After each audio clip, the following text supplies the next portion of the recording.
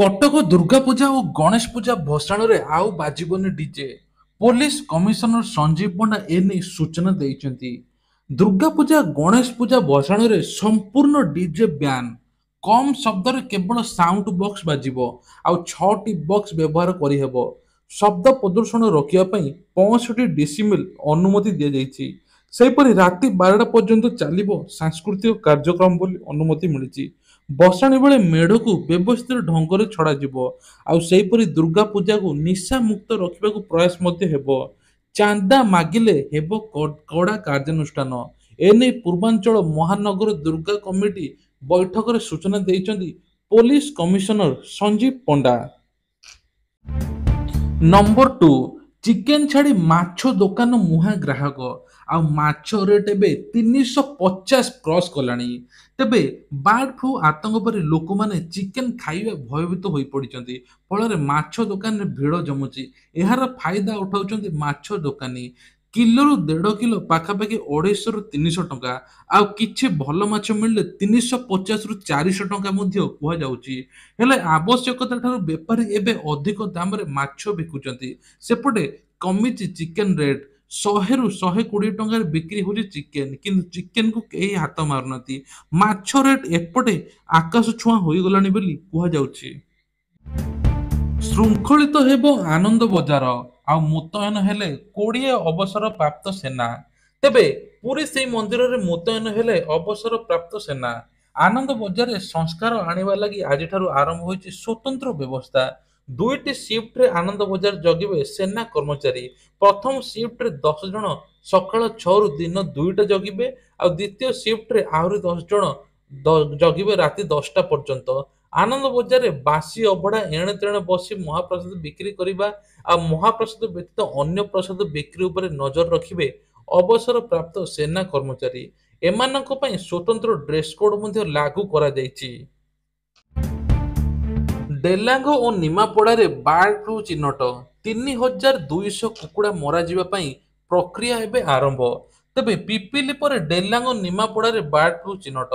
ନମୁନା ପରୀକ୍ଷାରୁ ଆସିଛି ପଜିଟିଭ ରିପୋର୍ଟ। ଡେଲାଙ୍ଗ ମୋଟରୀ ପଞ୍ଚାୟତର ସୁମିତ୍ରା ସାମନ୍ତରାୟ ଫାର୍ମରୁ ନମୁନା ଯାଇଥିଲା। ଆଉ ପଜିଟିଭ ଆସିବା ପରେ ତାଙ୍କ ଫାର୍ମରେ 3200 କୁକୁଡ଼ା ମରାଯିବା ପାଇଁ ପ୍ରକ୍ରିୟା ଆରମ୍ଭ ହୋଇଛି। ଆଜି ଆର୍ଆର୍ ଟିମ୍ ଡେଲାଙ୍ଗରେ ପହଞ୍ଚି କୁକୁଡ଼ା ମାରିବା ଆରମ୍ଭ କରିଛନ୍ତି। ବ୍ଲକ ପାଣି ଚିକିତ୍ସା ଅଧିକାରୀ ତତ୍ତ୍ୱାବଧାନରେ କଲିଂ ହେବ।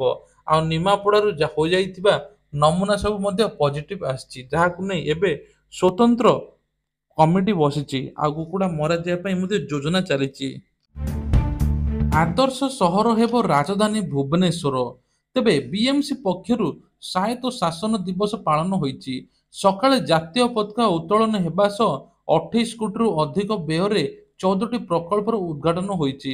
ସନ୍ଧ୍ୟାରେ ଜୟଦେବ ଭବନରେ ଆୟୋଜିତ ସମାରୋହରେ ଗୃହ ନିର୍ମାଣ ଏବଂ ନଗର ଉନ୍ନୟନ ମନ୍ତ୍ରୀ ଡାକ୍ତର କୃଷ୍ଣଚନ୍ଦ୍ର ମହାପାତ୍ର ଅତିଥି ଭାବେ ଯୋଗଦେଇ କହିଥିଲେ ଯେ ଭୁବନେଶ୍ୱର କଳବଳ ଦିନକୁ ଦିନ ବୃଦ୍ଧି ପାଉଛି। ଆଉ ଓଡ଼ିଶାର ରାଜଧାନୀ 1 ନମ୍ବର କରିବା ପାଇଁ ସମସ୍ତେ ମିଳିମିଶି କାମ କରିବା ବୋଲି କହିଛନ୍ତି। ଭୁବନେଶ୍ୱର ହେଉଛି ଆମର ଅସ୍ମିତା। ଏହାକୁ ଆଦର୍ଶ ସହରରେ ପରିଣତ କରିବା ପାଇଁ ସମସ୍ତେ ଉଦ୍ୟମନ କରାଯିବା ପାଇଁ ଜବରଦଖଲ ଉଚ୍ଛେଦ ବସ୍ତି ବାସିନ୍ଦାଙ୍କୁ ଥଇଥାନ କରାଯିବ। ଇସ୍କନ ମଠ ସମ୍ମୁଖରେ ଜଳବନ୍ଦୀ ସମସ୍ୟା କିଭଳି ହେବ ସବୁ ସମାଧାନ କରାଯିବ। ଆଉ ଆଦର୍ଶ ସହର ପାଲଟିବ ଭୁବନେଶ୍ୱର। ଏନେଇ ମଧ୍ୟ ଆଲୋଚନା ହୋଇଛି। ତେବେ ଆଜିଠୁ ସୁଭଦ୍ରା ଯୋଜନା ପଞ୍ଜୀକରଣ। ପ୍ରତି ମହିଳାକୁ 50,000 ଟଙ୍କା କେମିତି ଆଉ କେଉଁଠି କରିବେ ରେଜିଷ୍ଟ୍ରେସନ ଆଉ କେତେ ଟଙ୍କା ମିଳିବ ସେ ନେଇ ମଧ୍ୟ ମହିଳାଙ୍କୁ କୁହାଯାଇଛି। ରାଜ୍ୟ ସରକାରଙ୍କ ଉଦ୍ଦେଶ୍ୟ ପ୍ରତି ବର୍ଗକୁ ପ୍ରାଧାନ୍ୟ ଦେଇ ମହିଳାଙ୍କୁ ଖୁବ୍ ଶୀଘ୍ର ମିଳିବ ସୁଭଦ୍ରା ଟଙ୍କା। ଆଉ ଆଜିଠୁ ଅନଲାଇନ୍ ଓ ଅଫଲାଇନ୍ ଆରମ୍ଭ ହୋଇଯାଇଛି ପଞ୍ଜୀକରଣ। ତେବେ ପଞ୍ଜୀକରଣ ପାଇଁ ଜିଲ୍ଲା ସ୍ତରରେ ସଚେତନତା ସୃଷ୍ଟି କରିବା ପାଇଁ ଜିଲ୍ଲାପାଳଙ୍କୁ ମଧ୍ୟ ଚିଠି ଲେଖାଯାଇଛି। ତେବେ ସବୁଠାରୁ ବଡ଼ କଥା ହେଉଛି ଯେ ଆଜିଠାରୁ ସୁଭଦ୍ରା ଯୋଜନା ପଞ୍ଜୀକରଣ ହୋଇଛି। ଉପମୁଖ୍ୟମନ୍ତ୍ରୀ ପ୍ରଭାତୀ ପରିଡ଼ା କହିଲେ ଯେ ଆବେଦନ ଫର୍ମ ପୂରଣ ଏବଂ ଦାଖଲ ସମ୍ପୂର୍ଣ୍ଣ ଦେୟମୁକ୍ତ ହେବ। ତେବେ ଅଙ୍ଗନବାଡ଼ି କେନ୍ଦ୍ର, ବ୍ଲକ କାର୍ଯ୍ୟାଳୟ, ପୌରାଞ୍ଚଳ କାର୍ଯ୍ୟାଳୟ, ମୋ ସେବା କେନ୍ଦ୍ରରେ ହେଉଛି ଫର୍ମ ଉପଲବ୍ଧ। ସେହି ଫର୍ମ ଫିଲ୍ଅପ୍ କରି ଆପଣମାନେ ଆବେଦନ କରିପାରିବେ। ଯୋଜନାରୁ ଉପକୃତ ହେଲେ 1 କୋଟିରୁ ଅଧିକ ମହିଳା। ଆଉ 1 କୋଟିରୁ ଅଧିକ ମହିଳାଙ୍କୁ ସୁଭଦ୍ରା ଯୋଜନା ସାମିଲ ହେବା ପାଇଁ ମଧ୍ୟ କୁହାଯାଇଛି।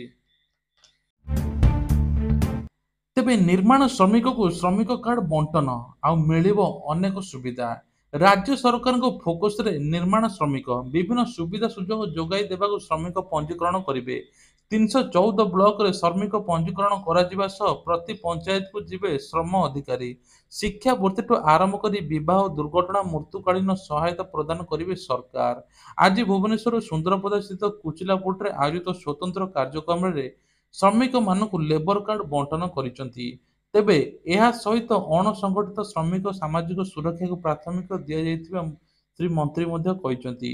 ମନ୍ତ୍ରୀଙ୍କ କହିବା କଥା ଯେ ସମସ୍ତେ ପଞ୍ଜୀକରଣ କରିପାରିବେ ଆଉ ମିଳିବ ବିବାହ, ଶିକ୍ଷାବୃତ୍ତି, ଦୁର୍ଘଟଣା, ମୃତ୍ୟୁକାଳୀନ ସହାୟତା। 314 ବ୍ଲକରେ ଶ୍ରମିକ ପଞ୍ଜୀକରଣ ହେବ। ଆଉ ନିର୍ମାଣ ଶ୍ରମିକମାନଙ୍କୁ ଶ୍ରମିକ କାର୍ଡ ବଣ୍ଟନ ମଧ୍ୟ କରିଛନ୍ତି। ଆଉ ଖୁବ୍ ଜଲଦି ସବୁଆଡେ ଶ୍ରମିକ କାର୍ଡ ମଧ୍ୟ ବଣ୍ଟନ କରାଯିବ। ତେଣୁ ଆପଣମାନେ ମଧ୍ୟ ପଞ୍ଜୀକରଣ କରିଦିଅନ୍ତୁ, ଯାହା ଫଳରେ ଶ୍ରମିକ କାର୍ଡ ମିଳିବ, ତା ସହିତ ସବୁ ପ୍ରକାର ସୁବିଧା ଦେବେ ସରକାର। ମହଙ୍ଗା ପଡ଼ିଲା ଦଳ ବିରୋଧୀ କାର୍ଯ୍ୟ, ବିଜେପିରୁ ବିଦା ହେଲେ ମେୟର ପ୍ରାର୍ଥୀ ସୁନିତ ମୁଣ୍ଡୁ। ତେବେ ବିଜେପି ନେଲା ବଡ଼ କାର୍ଯ୍ୟାନୁଷ୍ଠାନ ଆଉ ମହଙ୍ଗା ପଡ଼ିଲା ଦଳ ବିରୋଧୀ କାର୍ଯ୍ୟ। ଏକ ଘଟଣାକ୍ରମେ ବିଜେପି ଭୁବନେଶ୍ୱର ମେୟର ପ୍ରାର୍ଥୀ ସୁନିତ ମୁଣ୍ଡୁଙ୍କୁ ଦଳରୁ ନିଲମ୍ବିତ କରାଯାଇଛି। ସୁନିତ ଗତ ମେୟର ନିର୍ବାଚନରେ ବିଜେଡି ପ୍ରାର୍ଥୀ ସୁଲୋଚନାଙ୍କ ସହ ଟକ୍କର ଦେଇଥିଲେ। ତାଙ୍କୁ ସେତେବେଳେ ସାଂସଦ ଅପରାଜିତା ପ୍ରାର୍ଥୀ କରିଥିଲେ। ଆଉ ତେବେ ଦଳ ବିରୋଧୀ କାର୍ଯ୍ୟ ସଭାପତି ମନମୋହନ ସାମଲଙ୍କୁ ନିଲମ୍ବନ କରିଛନ୍ତି। ମନମୋହନ ସାମଲ ତାଙ୍କୁ ନିଲମ୍ବିତ କରିଛନ୍ତି। ସେହିପରି ସଭାପତି ମନମୋହନ ସାମଲ ନିର୍ଦ୍ଦେଶ କ୍ରମେ ଦଳ ବିରୋଧୀ କାର୍ଯ୍ୟ ଏବଂ ଦଳୀୟ ଅନୁଶାସନ ଭଙ୍ଗ କାରଣରୁ ପୂର୍ବତନ ଖୋର୍ଦ୍ଧା ସଭାପତି ନିକୁଞ୍ଜ ପଟ୍ଟନାୟକ ଏବଂ ଦଳ ସମ୍ପାଦକ ବିଦ୍ୟୁତ କାଣ୍ଡି, ଖୋର୍ଦ୍ଧା କୃଷକ ମୋର୍ଚ୍ଚା ସଭାପତି ତାପସ ଜେନା ସମସ୍ତେ ଏବେ ସଭାପତି ଶିବ ମଲ୍ଲିକ ଏବଂ କାର୍ଯ୍ୟକର୍ତ୍ତା ଧନେଶ୍ୱର ବାରିକଙ୍କୁ ଦଳରୁ ମଧ୍ୟ ନିଲମ୍ବିତ କରାଯାଇଛି। ଏମାନଙ୍କୁ ସମସ୍ତଙ୍କୁ ଦଳରୁ ନିଲମ୍ବିତ କରାଯାଇଛି। ଆଉ ମନମୋହନ ସାମଲ ଏନେଇ ସମସ୍ତଙ୍କୁ ମଧ୍ୟ ଜଣାଇ ଦେଇଛନ୍ତି। କ୍ୟାପିଟାଲ ହସ୍ପିଟାଲ ଉପରେ ବଢ଼ିବ ଚାପ, ରୋଜଗାର ହରାଇବେ 36ରୁ ବେଶୀ। ତେବେ ରାଜ୍ୟରେ ସହରାଞ୍ଚଳ ସ୍ୱାସ୍ଥ୍ୟ ଆରୋଗ୍ୟ କେନ୍ଦ୍ର କାର୍ଯ୍ୟରତ ଲାବୋରେଟୋରୀ ଟେକ୍ନିସିଆନ ଏବଂ ଡାଟା ଏଣ୍ଟ୍ରି ଅପରେଟର ଉଚ୍ଛେଦ କରିବାକୁ କେନ୍ଦ୍ର ସରକାର ନିଷ୍ପତ୍ତି ନେବା ପରେ ଭୁବନେଶ୍ୱର ଅଚଳାବସ୍ଥା ସୃଷ୍ଟି ହେବାକୁ ଯାଉଛି। ସହରରେ 18ଟି କେନ୍ଦ୍ରରୁ 36 ଜଣ ଅଧିକ କର୍ମଚାରୀ ଚାକିରି ଯିବା ବେଳେ କେବଳ କର୍ମଚାରୀଙ୍କ ଚାକିରି ଯିବ ତାହା ନୁହେଁ, ବରଂ ଏଠାରେ ହେଉଥିବା ପରୀକ୍ଷା ନିରୀକ୍ଷା ଉପରେ ମଧ୍ୟ ପ୍ରଭାବିତ ହେବ। ଏଲଟି ଚାକିରି ଯିବା ପରେ ଅନିର୍ଭିଜ୍ଞ କର୍ମଚାରୀମାନେ ଏହା ପରୀକ୍ଷା ଏବଂ ତାଲିମ ଦିଆଯିବ। ସେମାନେ ତାଲିମ ନେଇ ପରୀକ୍ଷା କରାଇବେ ଆଉ ପୁଣି କିଟ୍ ସାହାଯ୍ୟରେ, ଫଳରେ ଏଠାରେ ଦିନକୁ ଆସୁଥିବା ଶହ ଶହ ରୋଗୀଙ୍କ ସୁବିଧା ନ ପାଇ ହତାଶ ହେବେ, ଯାହାକୁ ନେଇ ତୀବ୍ର ଅସନ୍ତୋଷ ପ୍ରକ୍ରିୟା ସୃଷ୍ଟି ହୋଇଛି। ଭୁବନେଶ୍ୱରରେ ଏଭଳି କ୍ୟାପିଟାଲ ହସ୍ପିଟାଲ ହେବାକୁ ନେଇ ଲୋକମାନେ ମଧ୍ୟ ଅସନ୍ତୋଷ ସୃଷ୍ଟି କରିଛନ୍ତି, ଯାହାଫଳରେ ଲୋକଙ୍କୁ ପରୀକ୍ଷା ଦେବା ପାଇଁ ଲାଇନ ଲଗାଇବାକୁ ପଡ଼ିବ ଆଉ ରେଜଲ୍ଟ ମଧ୍ୟ ଖୁବ୍ କମ୍ ମିଳିବ। ଦୈନିକ ପ୍ରଭାବ ହେବେ 7200 ରୋଗୀ ଆଉ ରୋଜଗାର ହରାଇବେ 36ରୁ ବେଶୀ। ରାଜ୍ୟ ସରକାରଙ୍କ ସହାୟତା ଲୋଡ଼ିଲେ ଏହି ସବୁ କର୍ମଚାରୀମାନେ। ଘର ଉପରେ ପଡ଼ିଲା ବିମାନ, ଲାଗିଗଲା ନିଆଁ, ଅନେକ ମୃତ।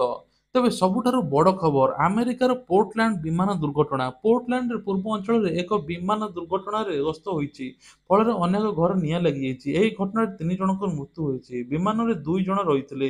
ବିମାନଟି ଦୁର୍ଘଟଣା ପରେ କିଭଳି ନିଆଁ ଲାଗିଥିଲା ତାହାର ଭିଡିଓ ମଧ୍ୟ ଦେଖିବାକୁ ମିଳିଛି। ଘଟଣାସ୍ଥଳରେ ଦମକଳ ବାହିନୀ ମଧ୍ୟ ପହଞ୍ଚି ନିଆଁକୁ ଆୟତ୍ତ କରିଛି। ଖବର ମୁତାବକ ଡବଲ ଇଞ୍ଜିନ ଥିବା ସେସ୍ନା 421 ବିମାନ ପୋର୍ଟଲ୍ୟାଣ୍ଡ ବିମାନ ପୂର୍ବରୁ 30 ମିନିଟ୍ ଦ୍ରୁତ ଟ୍ରାଉଡେଲ୍ ବିମାନ ବନ୍ଦର ସକାଳ 10:30ରେ ଦୁର୍ଘଟଣାଗ୍ରସ୍ତ ହୋଇଥିଲା। ଆଉ ଏହା ଘର ଉପରେ ପଡ଼ିଯାଇଛି, ଯାହାଫଳରେ ଘଟଣାସ୍ଥଳରେ 2 ଜଣଙ୍କର ଚିକିତ୍ସା ଚାଲିଛି ଆଉ କିଛି ଲୋକ ମରିଯାଇଛନ୍ତି। ତେଣୁ ଏନେଇ ସୂଚନା ଦେଇଛି 3 ଜଣଙ୍କର ମୃତ୍ୟୁ ମଧ୍ୟ ହୋଇଛି। ଛତ୍ରପତି ଶିବାଜୀଙ୍କ ପ୍ରତିମୂର୍ତ୍ତି ଭୁଷୁଡ଼ିବା ପଛରେ ଦୋଷୀ କିଏ? ପରସ୍ପର ଦୋଷାରୋପ କରୁଛନ୍ତି ପିଡବ୍ଲ୍ୟୁଡି ଓ ଭାରତୀୟ ନୌସେନା। ତେବେ ସବୁଠାରୁ ବଡ଼ କଥା ହେଉଛି ଯେ ଶିବାଜୀଙ୍କ ପ୍ରତିମୂର୍ତ୍ତି ଭାଙ୍ଗିବା ନେଇ ପରସ୍ପର ଉପରେ ଆରୋପ ଲଗାଉଛନ୍ତି। ପ୍ରତିମୂର୍ତ୍ତି ଅବସ୍ଥା ଜାଣିବା ପରେ କେହି କିଛି କରିବା ଉପରେ ଚେଷ୍ଟା କଲେ ନାହିଁ। ମହାରାଷ୍ଟ୍ରର ସିନ୍ଧୁଦୁର୍ଗରେ ରହିଥିବା ରାଜକୋଟରେ 17ଶ ଶତାବ୍ଦୀର ସମୟରେ 35 ଫୁଟର ମରାଠା ଯୋଦ୍ଧା ଛତ୍ରପତି ଶିବାଜୀଙ୍କ ପ୍ରତିମୂର୍ତ୍ତି ରହିଥିଲା। ଏହା ବିରାଟକାୟ ପ୍ରତିମୂର୍ତ୍ତି 26 ଅଗଷ୍ଟରେ କୌଣସି କାରଣରୁ ଭାଙ୍ଗି ଯାଇଥିଲା, ଯାହାକୁ ନେଇ ଏତେ ବଡ଼ ବିବାଦ ଦେଖାଯାଇଛି। ପ୍ରତିମୂର୍ତ୍ତିକୁ ଗତ ଡିସେମ୍ବର 4 ତାରିଖରେ ପ୍ରଧାନମନ୍ତ୍ରୀଙ୍କ ଦ୍ୱାରା ନୌସେନା ଦିବସରେ ଉଦ୍ଘାଟନ କରିଥିଲେ, ଯାହାକୁ ନେଇ ଏବେ ସୁରକ୍ଷା ରକ୍ଷଣାବେକ୍ଷଣ ମଧ୍ୟ ପ୍ରଶ୍ନ ଉଠିଛି। ଆଜି ପର୍ଯ୍ୟନ୍ତ ଏହି ଘଟଣାର ଯାଞ୍ଚ କରାଯାଉଛି। ଏହି ପ୍ୟାନେଲ ଏ ଘଟଣାର ଯାଞ୍ଚ ମଧ୍ୟ କରୁଛି। ଭାରତୀୟ ନୌସେନା ତଥା ଲୋକ ନିର୍ମାଣ ଭବନ ପରସ୍ପର ଉପରେ ଦୋଷାରୋପ କରୁଛି। ପିଡବ୍ଲ୍ୟୁଡି ସରକାରୀ ଯନ୍ତ୍ରୀ ଅଜିତ ଘାଟଲେ ସମ୍ପର୍କ ଉପରେ ପୋଲିସ ପାଖରେ ଅଭିଯୋଗ ମଧ୍ୟ କରିଛନ୍ତି। ତେବେ ଏମିତି କାହିଁକି ହେଲା ସେ ନେଇ ମଧ୍ୟ ଖୋଳତାଡ଼ ଚାଲିଛି। ଆଉ ଏ ନେଇ ମଧ୍ୟ ନରେନ୍ଦ୍ର ମୋଦି କ୍ଷମା ପ୍ରାର୍ଥନା ମଧ୍ୟ କରିଛନ୍ତି। ଆଉ ମୁଖ୍ୟମନ୍ତ୍ରୀ ମଧ୍ୟ ସେଠିକାର ମଧ୍ୟ କ୍ଷମା ପ୍ରାର୍ଥନା କରିଛନ୍ତି। ତେଣୁ ଇଏ ଥିଲା ଆଜିର ଖବର। ଏମିତି ପ୍ରତିଦିନ ଦେଶ ବିଦେଶର ଖବର ଦେଖିବା ପାଇଁ ହେଲେ ଆମର ଏଇ ଚ୍ୟାନେଲଟିକୁ ସବସ୍କ୍ରାଇବ କରିଦିଅନ୍ତୁ। ଜୟ ଜଗନ୍ନାଥ।